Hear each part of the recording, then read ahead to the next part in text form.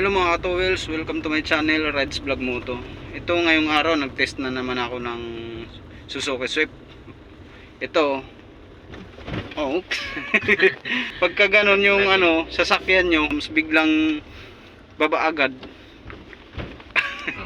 Shocks yan, sira, tsaka matagtag siya. Ganito ang magiging resulta sa matagtag na, sa mga shocks na sira. Pag na subukan natin dito, check natin yung outer CV joint kung may lagatok. Ayan, tinest lang namin yung CV joint kung may lagatok. Dito lang tayo. Sarado.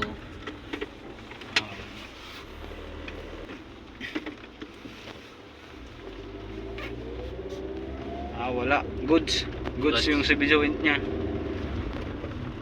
Kanan, isagad mo kanan. Ayos. Diretsuin muna natin. Ito, pag na-hams, i-hams namin 2 beses. Magiging ganito ang resulta. Ang tigas. Bagsak agad eh. Siya pa. Yeah. Kung ikot na tayo dito. Kung nakakita nyo sa video na biglang parang kumakalog yun. Walang laro yung yung shocks parang nakatukod, tinukuran ng kahoy. Ganun magiging resulta pag hindi na gumagana yung shocks. Matagtag siya. Sakit sa katawan. Pag busog ka dito, sigurado susuka ka. Ayan, babalik na kami kasi estimate ko na to. Tinest drive lang namin. Tapos ano na lang doon, pepresyuhan. Ano nga pala pangalan mo, sir? Tony. Tony. Shout out kay Sir Tony. Siya yung nagdadala nito. Ano to? Suzuki Swift. Di pa pala mamaya malalaman natin yung year model. Ayan mga ka-towels.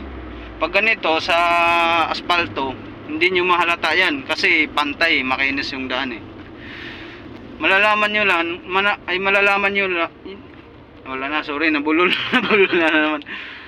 Pag matagtag yung sasakyan nyo, malalaman nyo yan kahit hindi sa hams. Pag bako medyo bako yung kalsada, yun matagtag, hindi maganda yung laro, parang bulan na nag-rebel. Ganun ang maging resulta sa shocks na hindi gumagana or stuck up yung shocks. Yan, tagtag talaga ang yan ang resulta, hindi maganda. Okay, babalik na tayo. Okay, babalik na kami. Maraming salamat sa mga viewers ko dyan, sa mga nanonood. Kung bago man kayo sa channel ko, huwag nyong kalimutan na mag-subscribe.